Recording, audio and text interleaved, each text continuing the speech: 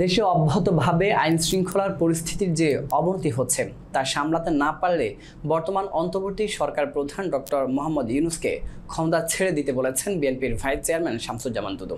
গতকাল সোমবার জাতীয় প্রেস ক্লাবের মাওলানা আকরাম খাঁ হলে ইন্ডিপেন্ডেন্ট মুসলিম পার্টির উদ্যোগে আয়োজিত সারা দেশে আইন শৃঙ্খলার অবনতি, সাধারণ মানুষের নিরাপত্তাহীন এবং জনগণ ভোট চায় শীর্ষক আলোচনা সভায় এমনই মন্তব্য করেন তিনি। বিস্তারিত ডেস্ক রিপোর্টে। প্রধান উপদেষ্টা ডক্টর মোহাম্মদ ইউনূসকে উদ্দেশ্য করে শামসুজ্জামান দুদু বলেন, শিশু ধর্ষণ হচ্ছে, রাস্তার যাকে খুশি যাকে পাচ্ছে কোপাচ্ছে। এর জন্য কি গণঅভ্যুত্থান হয়েছে? এর জন্য কি আপনি রাষ্ট্র ক্ষমতায় এসেছেন? না পারলে ক্ষমতা ছেড়ে দিন। তিনি বলেন, অন্তর্বর্তী সরকারের বয়স 8 মাস চলছে। ডক্টর মোহাম্মদ ইউনূস ক্ষমতায় আসার পরে কিছু কাজ তিনি দ্রুত করেছেন। সেই কাজগুলো হলো, তিনি তার নিজের মামলাগুলো দ্রুত প্রত্যাহার করিয়ে নিয়েছেন।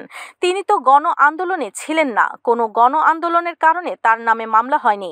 কি কারণে হয়েছিল সেটা আর না বলি, তবে সেই মামলাগুলো দ্রুত প্রত্যাহার করিয়ে নিয়েছেন।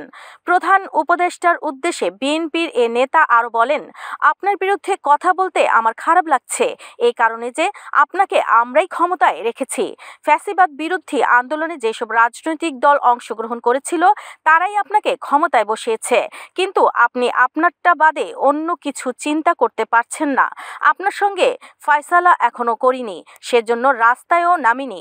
আমরা রাস্তায় নামলে আপনাদের কি অবস্থা হবে সেটা আমরাও জানি, আপনারাও জানেন। শামসুজ্জামান দুদু বলেন, শেখ হাসিনার বিচার 6 মাসের মধ্যেই হতে পারত, কিন্তু বিচারের নামে এখন যা হচ্ছে মানুষ ভুলতে বসেছে।